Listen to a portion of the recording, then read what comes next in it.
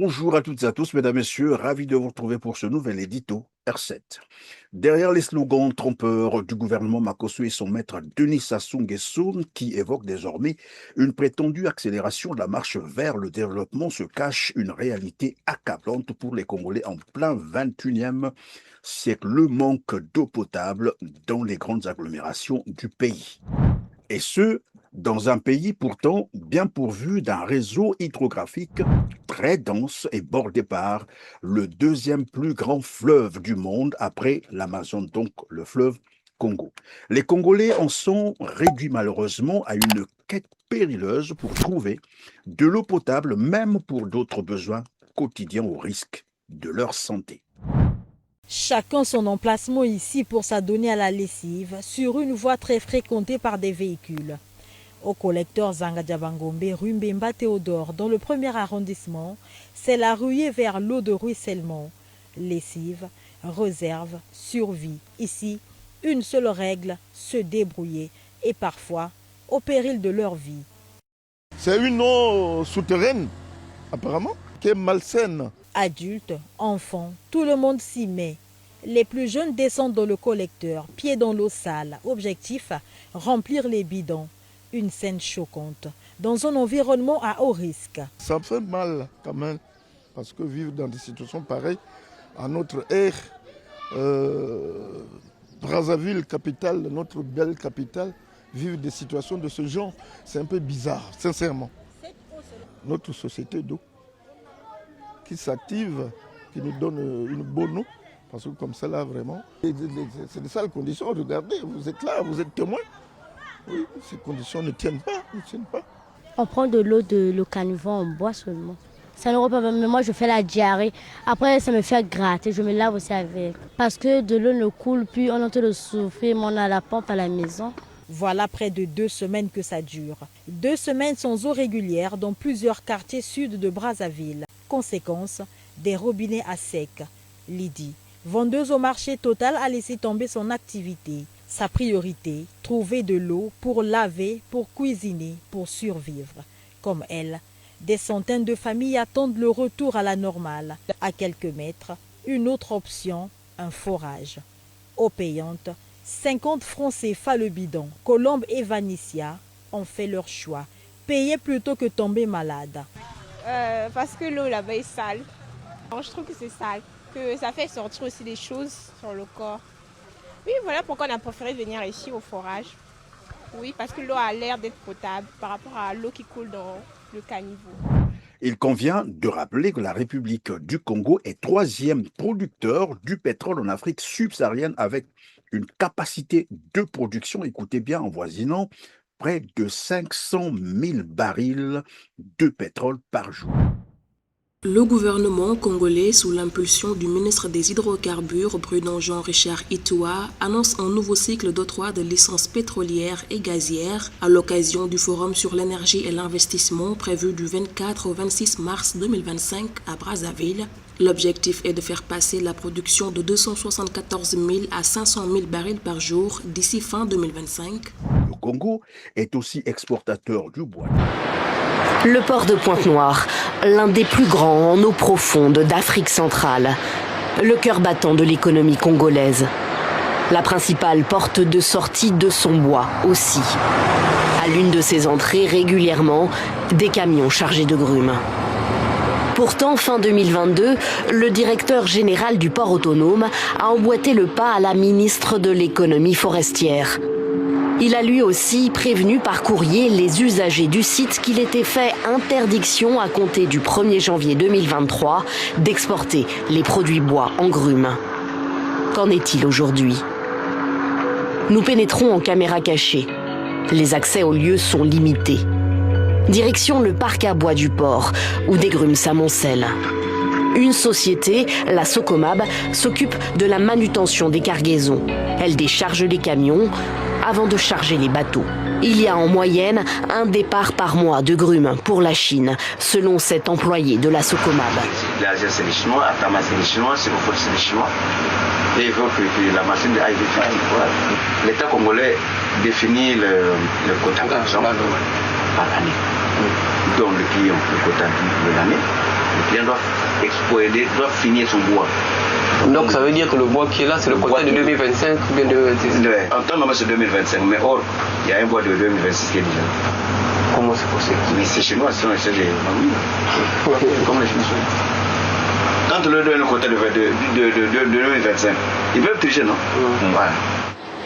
Les grumes, on les devine aussi vues du ciel.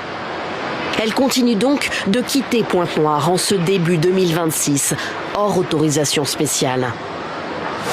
La Socomab appartient à Wilfried Sassou Nguesso, neveu du président.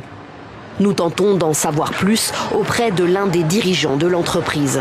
S'intéresse notamment au commerce et à l'exportation des grumes. On a suspendu les grumes depuis 2023.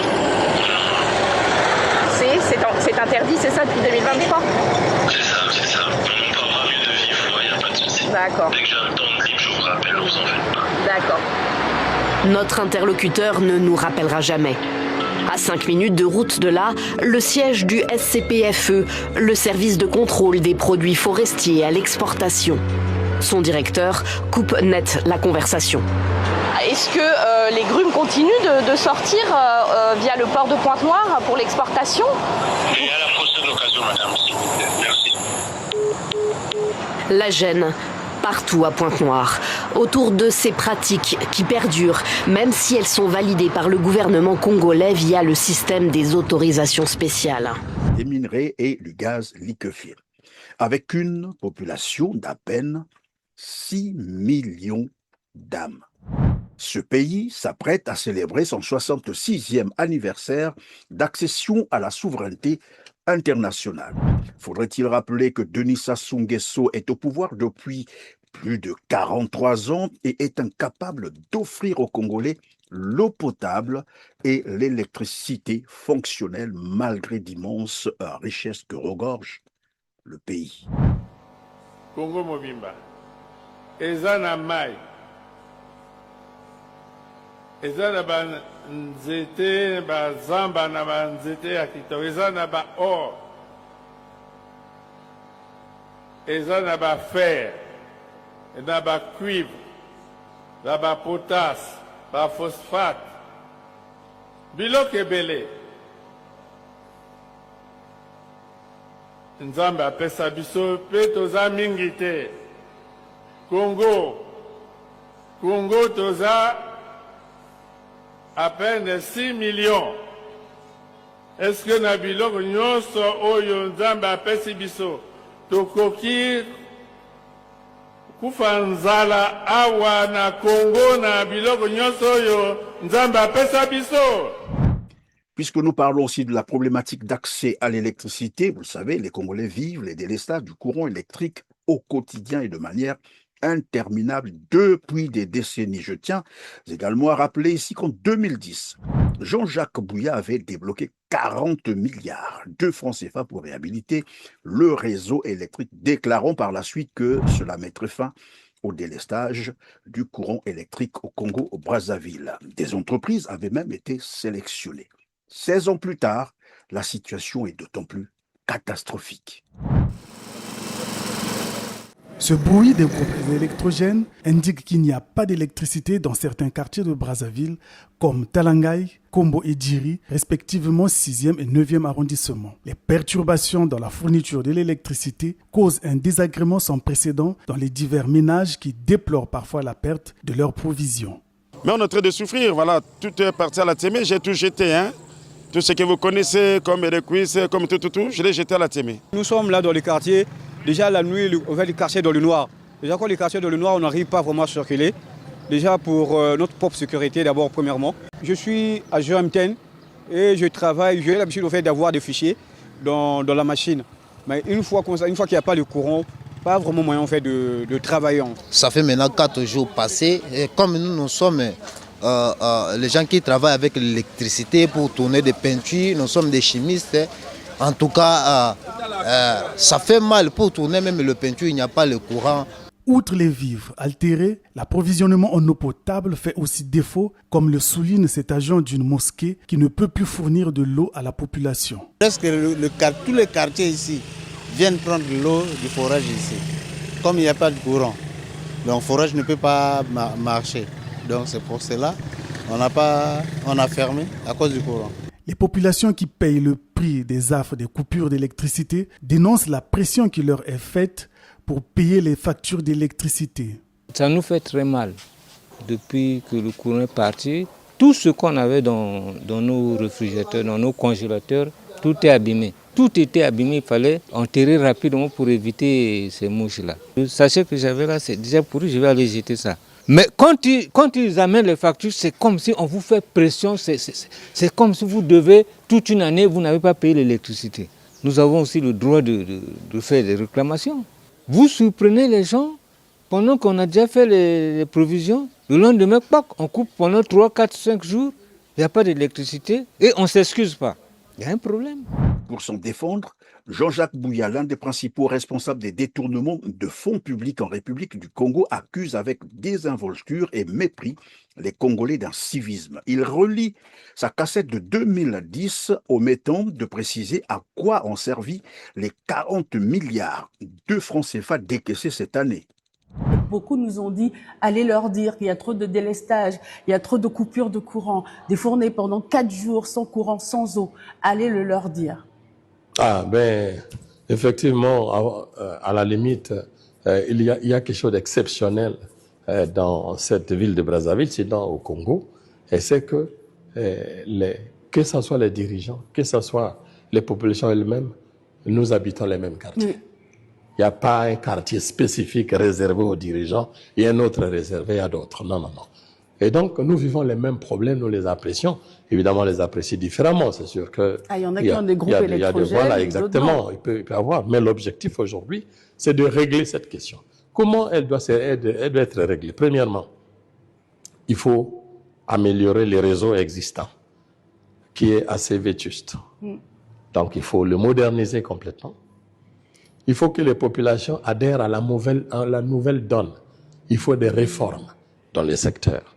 Les réformes impliquent aussi les populations elles-mêmes à adhérer, à être disciplinées. Jean-Jacques Bouya, tout le monde le sait, est aussi impliqué dans divers scandales financiers, de corruption et des détournements de fonds publics. Il suffit de consulter les rapports Panama Papers. Il est aussi connu pour avoir dilapidé 136 milliards de francs CFA, je répète, 136 milliards de francs CFA dans un projet de route qui n'a jamais vu le jour. Je peux vous entendre, monsieur le ministre, quand vous avez parlé du contrat sur l'entreprise de tonnage. Non, je voulais vous entendre que vous avez signé un contrat pour l'aménagement des 135 km. Parce que comment vous avez fait une concession d'une route, monsieur le ministre, une concession de route, et qui n'existe même pas. Mais d'ici, oui. Une autre réalité que cachent les discours de propagande du régime Sassou Nguesso, c'est la situation sociale très préoccupante dans laquelle vivent désormais les Congolais. Plus de 70% de la population vit en dessous du seuil de pauvreté, soit à moins $1 par jour. Jusque-là, les retraités n'ont pas reçu leur paiement du mois de février 2026. Ils accumulent en outre plus de 50 mois de pension en retard. Les hôpitaux font face à des grèves récurrentes, le personnel de santé attendant des dizaines de mois d'arriérés impayés. Les grèves répétées dans les hôpitaux publics de Brazzaville inquiètent de plus en plus la population qui éprouve des difficultés à accéder aux services de santé à moindre coût, surtout pour les cas graves nécessitant des spécialités médicales. Les acteurs de la société civile considèrent que les droits des patients à la santé et aux soins sont bafoués et appellent au respect des droits salariaux des travailleurs de la santé. Aujourd'hui, les familles ont du mal à accéder aux soins de santé. Quand il y a grève, ce sont des patients qui subissent parce que les familles congolaises, en grande majorité, ce sont des familles pauvres. Donc, aller dans des structures privées, ça demande énormément de moyens et il y a des familles qui ne peuvent pas se le permettre. À l'heure où je vous parle, nous sommes en contact avec certains malades qui, aujourd'hui, n'ont pas d'assistance. Le droit à la vie est bafoué au Congo parce que les solutions ne sont pas trouvées. Le CHU et d'autres centres aussi bien à Pointe-Noire, ont ce fameux problème où les travailleurs dénoncent les conditions de travail, dénoncent les conditions de rémunération, et cela n'est pas trouvé. Alors, à quoi servent les dirigeants publics si ce n'est à résoudre les problèmes de la société? Les étudiants de leur côté sont complètement ignorés, même quand l'argent sort du trésor public. Le recensement biométrique des étudiants inscrits dans les universités publiques à Brazzaville a permis de constater que l'État ne devrait décaisser que 3 milliards de francs CFA par an au lieu de 9 milliards exigés pour le paiement des bourses. Est-ce à croire que 6 milliards de francs CFA se dissipent chaque année sans jamais laisser de traces? Dans certaines mairies du pays, les fonctionnaires désespèrent et ne savent plus à quel sein se vouer. Ils accumulent jusqu'à 100 mois d'arriérés de salaire. Vous entendez cela? 100 mois d'arriérés de salaire impayés.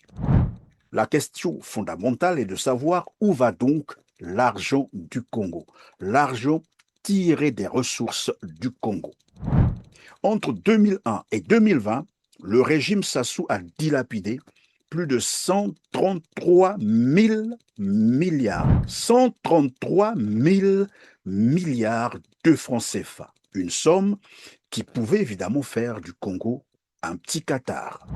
De plus en plus, les Congolais s'interrogent sur la vraie identité et les intentions des hommes du régime Sassou Nguesso et le Parti congolais du travail. Sont-ils des Congolais vraiment? Merci de nous avoir suivis. Mesdames, Messieurs, aidez-nous à promouvoir cet édito en la partageant autour de vous et dites-nous en commentaire vos opinions. Cela nous aidera beaucoup. Merci encore et à très bientôt.